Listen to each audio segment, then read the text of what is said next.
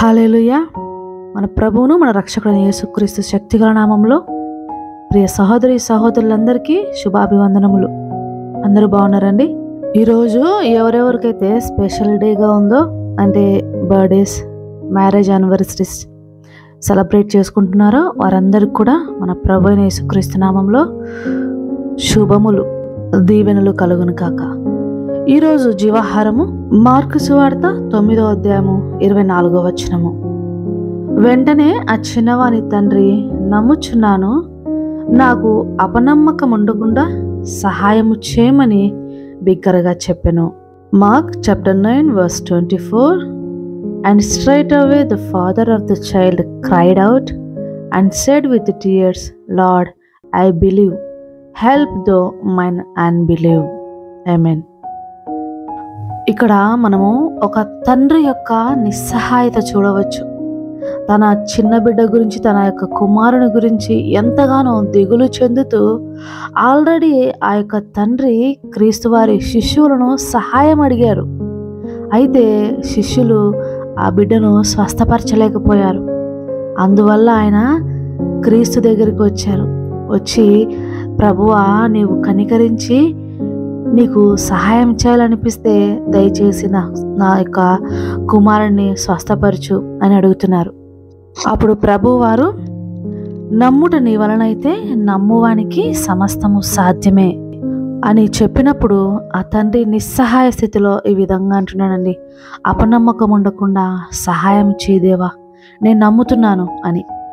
అప్పుడు దేవాది దేవుడు ఆ యొక్క మూగైన చెవిటి దయానికి ఆజ్ఞాపిస్తున్నారు, వాడిని వదిలిపోమ్మని, ఇక వానిలో ప్రవేశించవద్దని నీకు ఆజ్ఞాపించుచున్నానని చెప్పి ఆ అపవిత్రాత్మను గద్దించగానే అది కేక వేసి వాడిని విలవిలలాడించి చచ్చిన వాని వలె పడిపోయేటట్లుగా కింద పడవేసి వదిలి వెళ్ళిపోతుంది.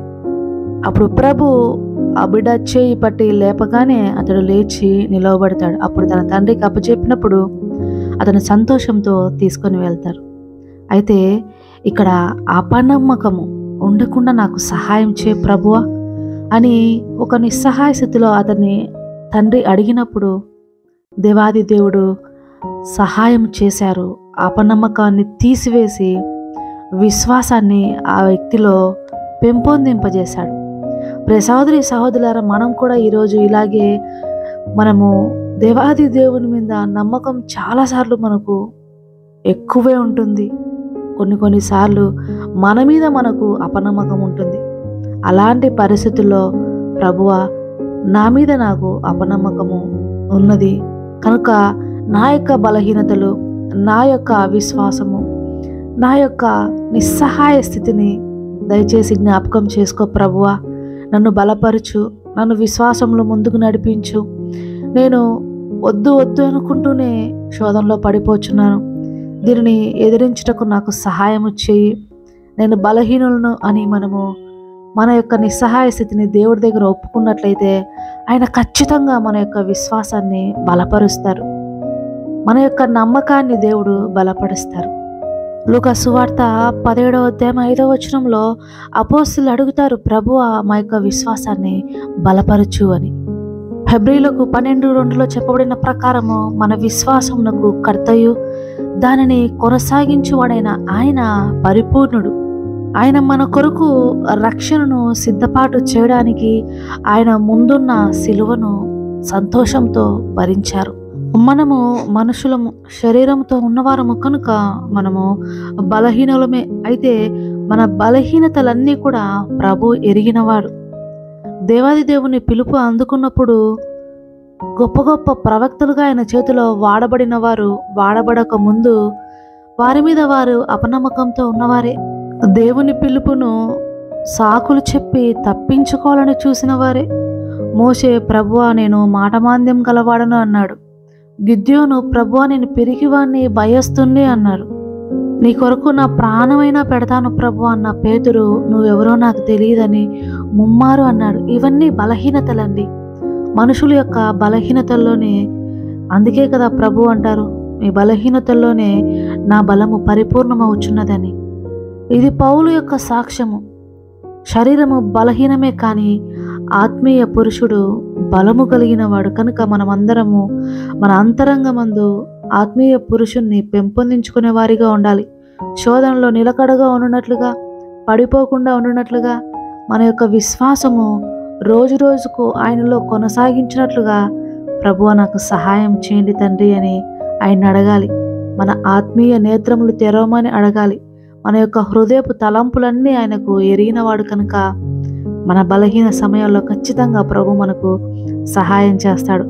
మీకు ప్రభు సమీపంగా ఉన్నాడు. మీ బలహీనతలన్నీ ఆయనకు తెలుసు కనుక ఆయన మీకు విడుదల దయచేసి, స్వస్థత దయచేసి, శీఘ్రమే మీరు ఉన్నటువంటి ఆ యొక్క అధ్వాన స్థితి నుండి అంచెలంచెలుగా మిమ్మల్ని పైకి ఎదిగిస్తాడు. ప్రభు ఈ వాక్యం మీ హృదయంలో స్థిరపరిచి ఆయన కొరకు ఫలింపజేసుకొను గాక. ఆమేన్. కళ్ళు మూసుకొని ప్రార్థనలో ఏకీభవించండి. ప్రార్థన.